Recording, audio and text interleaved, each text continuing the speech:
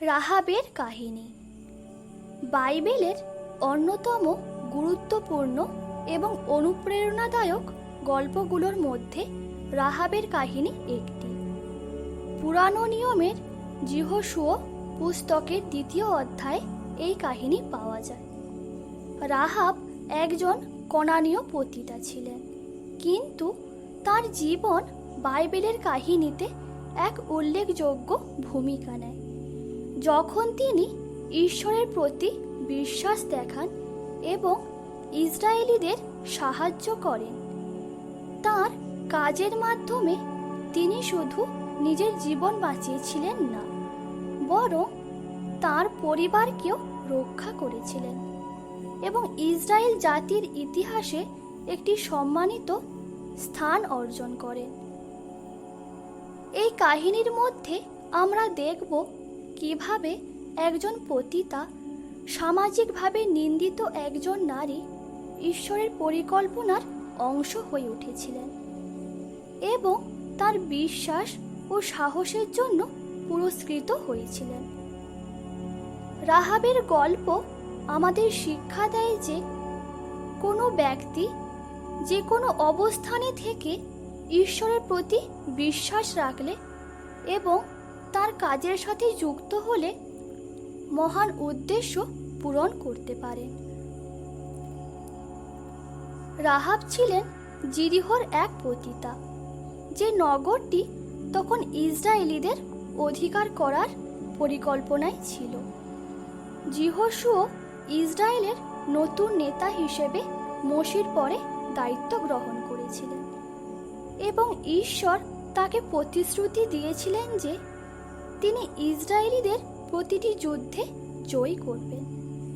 সেই সময় জিরিহো একটি শক্তিশালী শহর ছিল, যার বিশাল প্রাচীর ছিল এবং যা সহজে দখল করা অসম্ভব ছিল। তবে ঈশ্বরের পরিকল্পনা ছিল আলাদা।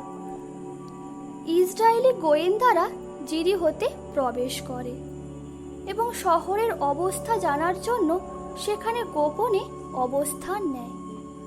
তারা রাহাবের বাড়িতে আশ্রয় নেয়, যা প্রাচীরের অংশ হিসেবে গড়া ছিল। যদিও তারা সেখানে গোপনে থাকার চেষ্টা করেছিলেন, জিরিহোর রাজা তাদের উপস্থিতি সম্পর্কে জানতে পারে এবং রাহাবকে গোয়েন্দাদের সম্পর্কে জিজ্ঞাসা করেন। রাহাব এই পরিস্থিতিতে একটি গুরুতর সিদ্ধান্ত নেন। তিনি ইসরায়েলি গোয়েন্দাদের ঢেকে দেন এবং জিরিহোর রাজার সৈন্যদের বিভ্রান্ত করেন। রাহাবের সিদ্ধান্ত শুধুমাত্র ইসরায়েলীদের প্রতি সহানুভূতি দেখানোর কাজ ছিল না, বরং তার বিশ্বাসের এক উজ্জ্বল উদাহরণ। তিনি ইসরায়েলি গোয়েন্দাদের বলেন, আমি জানি যে তোমাদের ঈশ্বর আকাশে এবং পৃথিবীতে সর্বশক্তিমান। আমরা শুনেছি কিভাবে তোমাদের ঈশ্বর মিশর থেকে তোমাদের মুক্তি দিয়েছেন এবং কিভাবে তোমরা আমেরীয় রাজাদের পরাজিত করেছ। তার এই উক্তি তার গভীর বিশ্বাসের পরিচয় দেয়। যদিও তিনি একজন কনানীয় এবং পতিতা ছিলেন, তিনি জানতেন যে জিরিহোর পতন অনিবার্য এবং ঈশ্বরের পরিকল্পনায় স্থান পেতে হলে তাকে কিছু পদক্ষেপ নিতে হবে। এই বিশ্বাসের কারণে তিনি ইসরায়েলীদের সহায়তা করেন এবং তার পরিবারকে রক্ষা করেন। রাহাবের কাজ শুধু বিশ্বাসের প্রকাশ ছিল না, বরং এটি ছিল এক গভীর সাহসের কাজ।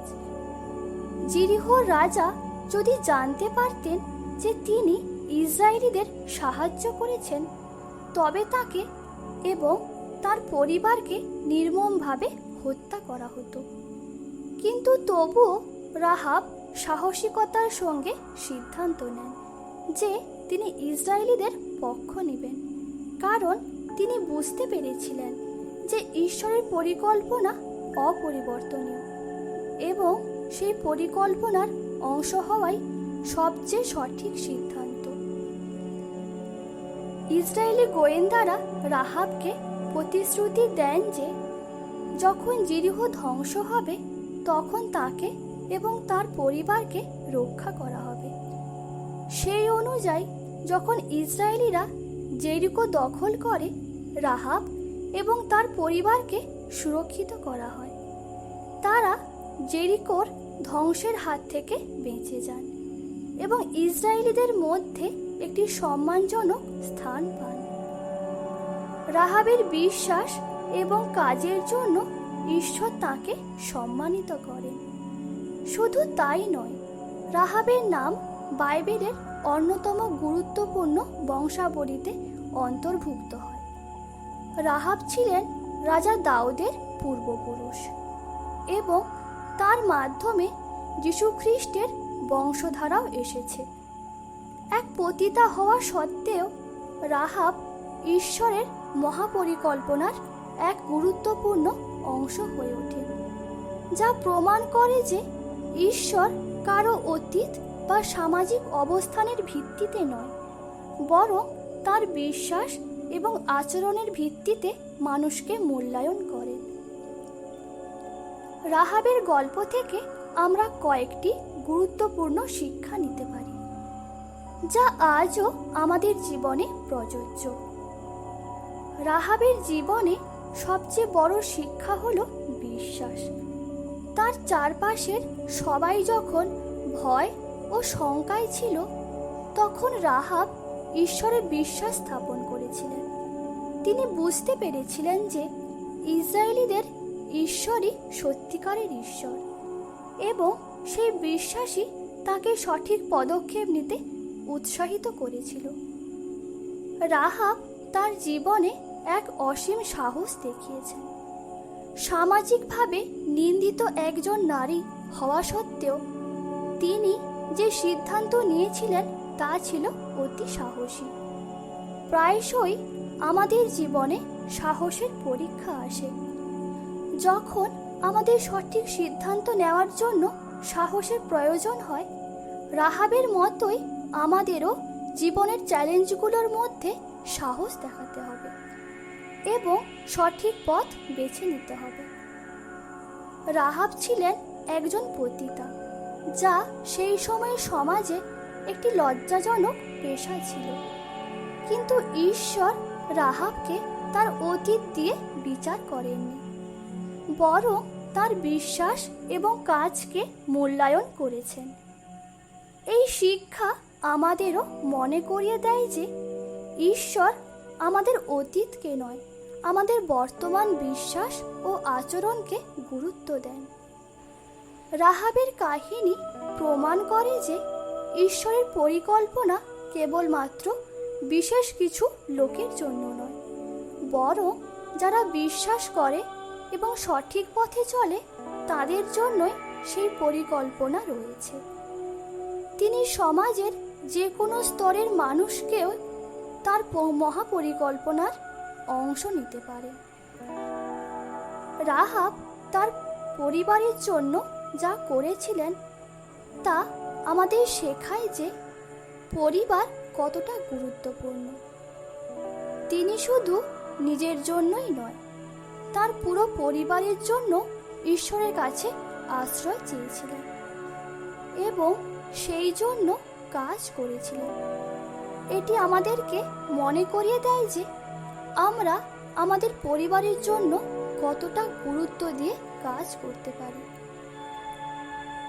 রাহাবের গল্প বাইবেলের এক অনুপ্রেরণামূলক গল্প, যা আমাদের জীবনে বিশ্বাস, সাহস এবং সঠিক সিদ্ধান্ত নেওয়ার শিক্ষা দেয়।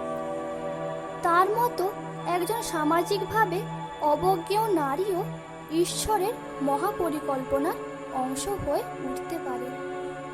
রাহাবের বিশ্বাস ও সাহসিকতা আমাদের মনে করিয়ে দেয় যে জীবনে অনেক সময় সাহসী সিদ্ধান্ত নেওয়া প্রয়োজন এবং ঈশ্বরের প্রতি বিশ্বাস স্থাপন করলে যে কোনো বাধাই অতিক্রম করা সম্ভব। এই কাহিনীর মাধ্যমে আমরা বুঝতে পারি যে ঈশ্বর সবার জন্য উন্মুক্ত এবং তার পরিকল্পনায় অংশ নেওয়ার জন্য আমাদের অতীত কোনো বাধা নয়। যারা ঈশ্বরের প্রতি বিশ্বাস স্থাপন করে এবং তার পথ অনুসরণ করে তারা সবসময় পুরস্কৃত হন, যেমন রাহাব হয়েছিলেন। আমেন।